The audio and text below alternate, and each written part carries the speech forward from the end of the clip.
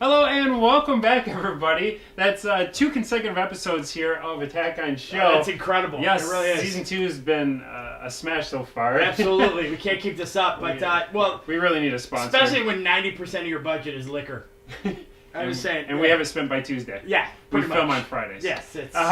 We got an exciting show, everybody. We're going to take a look at the disaster smash hit film, The Quake. I've yet to see this trailer, but I am super excited, though. Sounds amazing. Yes, and then on Binge Worthy, we're going to take a look at Netflix original Marvel's The Punisher. The Punisher, yes. Yeah. Shane Lives, everybody. That's fantastic, right?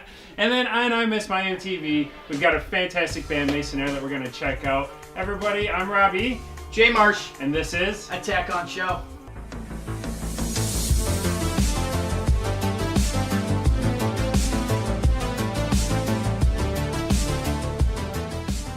Yes, this is exciting. This is super. 2 weeks in a row. I'm excited. Dude, this is fantastic. We hit 200 subscribers and then waited for the money to come. It never did. It never did. So we figured we better start over. Gotta get to 205. Gotta get to 205. That's gotta be the magic number. So on this week's episode of Preview Review, this looks like a fantastic special effects movie if you're a big fan of like The Day After Tomorrow. Right, absolutely. Even like the old 1970s disaster movies, Hotel, the one where the ship turns upside down. I don't know, Ship. They had a thing going in the 70s with like these one-word titles. Iceberg. But, Iceberg, yes. Anyway, right, this is The Quake.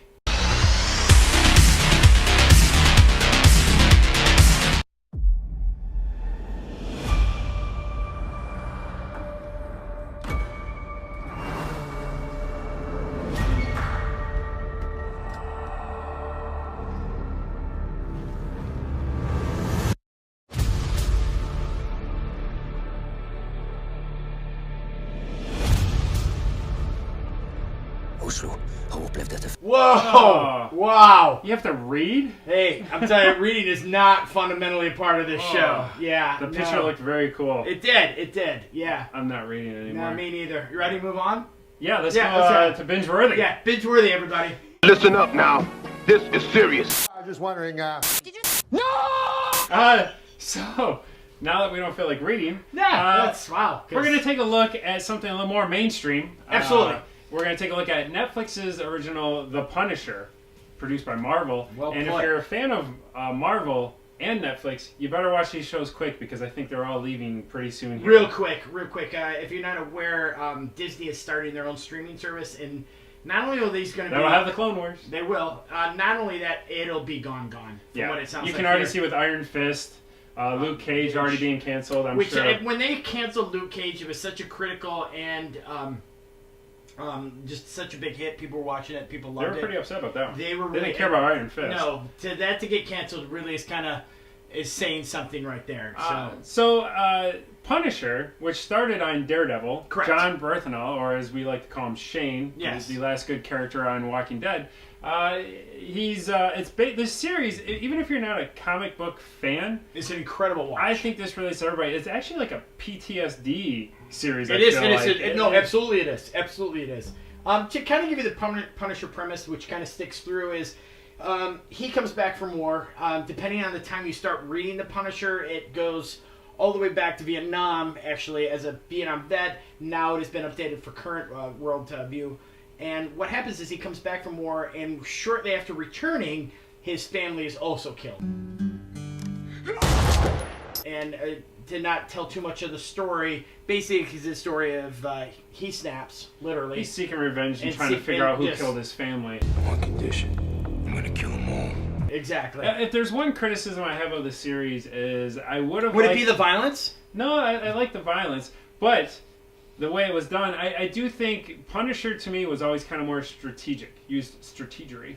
And this one was more just blunt force trauma. He just marched in the rooms. It wasn't as if he had like a hand up or was better than anybody. Yeah, there's no skill level. He just takes more of a beating. He could just shoot more bullets. I actually think they did a better representation of him when he was in the Daredevil series. There is one scene where he literally puts a shotgun to this guy's face, and I'm watching it, literally sitting watching, like, they're not gonna... Oh, God, they did it. And lit it. Blew his wad. And, and John Bernthal... No, it's not that Punisher. That's the one you... I downloaded the wrong film again. Wrong film again. But John Bernthal is a fantastic actor. He's actually a fantastic character actor, I will say, because this does fit kind of the Shane losing his mind role. Enough!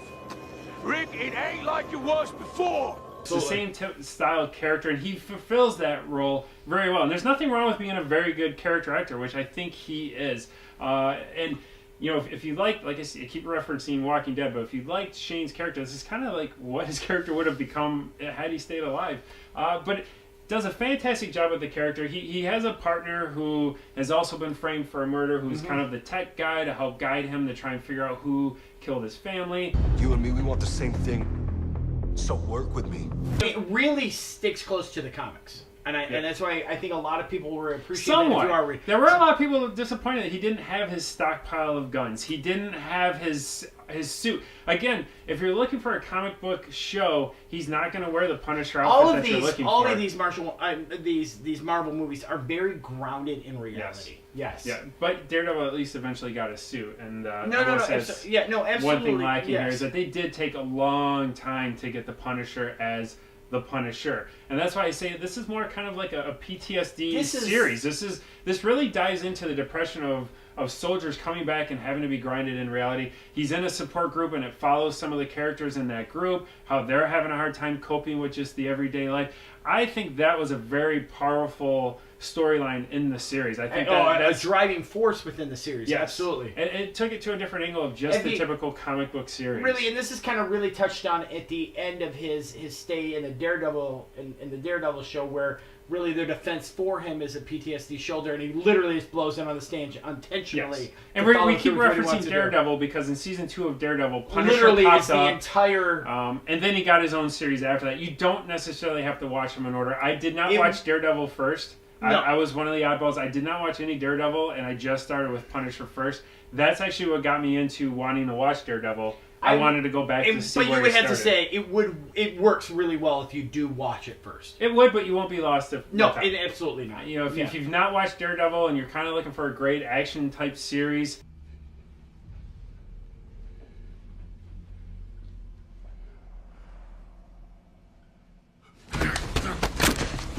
So I would highly recommend absolutely the Punisher. So with that, we will skip over to Be Kind Rewind. Yeah, Be Kind Rewind.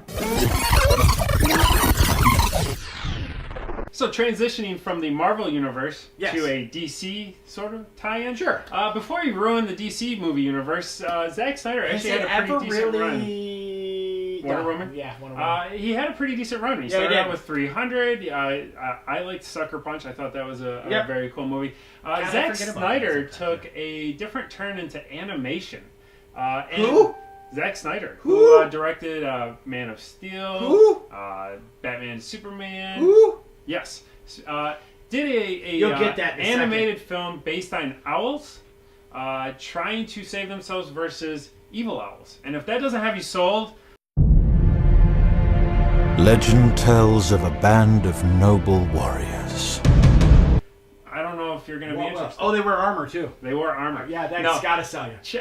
Legends of the Guardians actually was one of those movies that came out very under the radar. I don't think it hit quite the right demographic when it was advertising. I mean, again, this is Battle Owls. That's the premise of the story. It's based off some books. I think it's like a 4-part series that they were trying to make into a film series. Correct. The first movie... It didn't really take off like it. It did not. Actually, when I went and saw this in the theater, I took my daughter. It was in 3D, and we literally had the theater to ourselves. It was me and her. That was it. I really kind of, and not directly because we're huge Iron Giant fans, but this is kind of one of those movies where I kind of feel like it must, and I often looked at it, I'd be curious to see what came out that week with it or around that time, because I thought it was that level of movie of Iron Giants, but it never built that cult. It built a little. It did, but nothing to the, the animation, it's computer animated, and I will say, when I saw it in theater, it was in 3D. I was really excited to see it. Honestly, in theater, in 3D, the movie rivaled Avatar's effects in 3D. Absolutely. I mean, it was very well filmed. You have your traditional Zack Snyder moments where he does the slow motion action fighting. He carries that into this animation. What?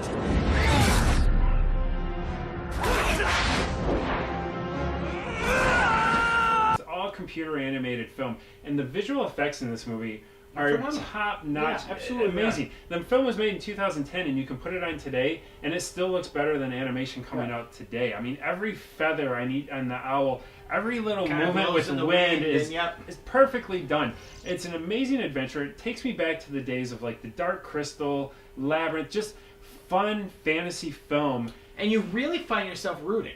Yes. That's why I was always like, you really want them to win and it's to succeed, and that's how I was. It really built this massive story, and I would have loved to seen the storyline play out because it builds on the fact that there's this giant war in the past between these good owls, bad owls, and then one's creeping back today and finding out how to brainwash like child owls to make them as soldiers, and it really builds. It was building this world. This fantasy world that I was really bought into after the first film. I thought it was amazing. And it's a tale of two brothers. One goes to the evil side while one's fighting with the good, and just how these two have to clash because the one that goes to the bad side's never been quite as favored as the good son, and he's got this chip on his shoulder. And it really, the whole family dynamic in it, it's a very, there's a lot more to it. It's really kind of your classic literature story transitioned into this. I think people took it on the surface for it's an hard. cartoon. It is, I'm going to be honest with you, Yes. it's kind of a hard sell. Yeah. I mean, Visual effects though alone, I mean, when you watch some of these scenes, it's just the way the water is drafted, and then it's a slow motion. The owl comes up and spreads its wings. Fighting type. Yes, the music is amazing. They pull it together. If you've never seen Legends of the Guardians, honestly, pick this movie up. Do it in HD. Is there standard? Yeah, DVD sure. No, anymore? absolutely. Yeah. 4K would be amazing. Is it in 4K? I'm sure you could find it. It's on Wish. Just pick this movie up and give it a watch. And like I said, after the viewing, there's been a lot of fans asking for that sequel because it's grown on the underground. As it's been out, the more and more kind people of a cult following. no one has watched this this movie and hated it. They've watched it and said, "How did I miss this?" Yes, so, and that's a lot again. And that's why here on Attack on Show, we're bringing it to you. That's what we do. That's what we find do. those hidden gems, the Damn diamonds right. in the rough. Speaking of which, Aladdin's going to be a live-action film. I was going to say, kind of, we're the diamond in the rough, are we not? We are. And once we hit 205 subscribers, shirts we come will off. be found. So definitely check out Zack Snyder's Legends of the Guardians. It's definitely worth a watch. And you'll be impressed. Leave comments below. Let us know what you think. If absolutely. it was worthwhile, if we were wrong, we got all this one four wrong. of you, Let us know. please. Yeah. Yeah. And with that, let's get some music on. Damn I can't right. talk anymore. My throat's starting to hurt. Yeah, I know. Okay, No. music, yeah. This is I Miss My MTV.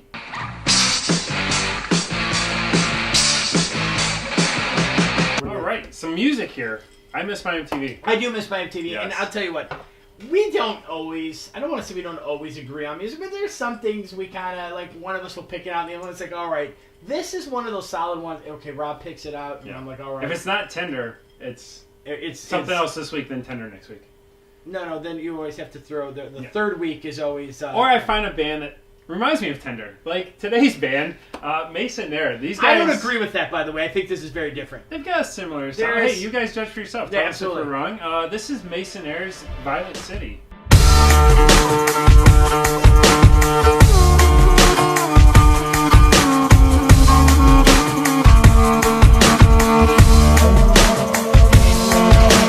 Wide awake in this violet city where it washes over me.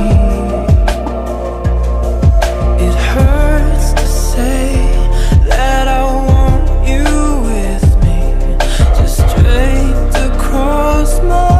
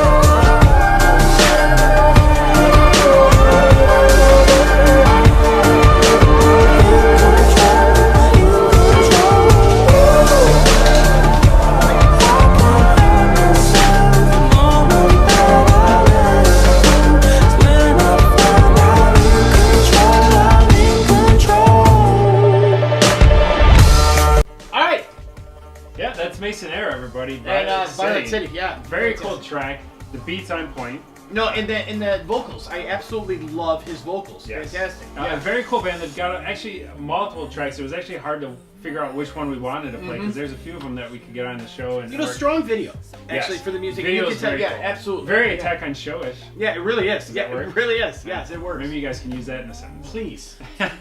Everybody, we want to say thank you for checking us out. If you like what you see, make sure you like, subscribe below, And tell your incredibly friends. important to share. Please. Yes. Please share. Share that we really need a paycheck. Yeah, we do. The next episode's gonna be a lot darker because I don't know if we can afford to keep the lights Things are, on. like literally the lights are coming off, and we are down to the cheapest liquor we can find. Yeah. Rob's got to go get his liver checked because of the garbage we're putting in ourselves. Everybody, thank you for watching. I'm Robbie. And I'm Jay Marsh. This is Attack on Show.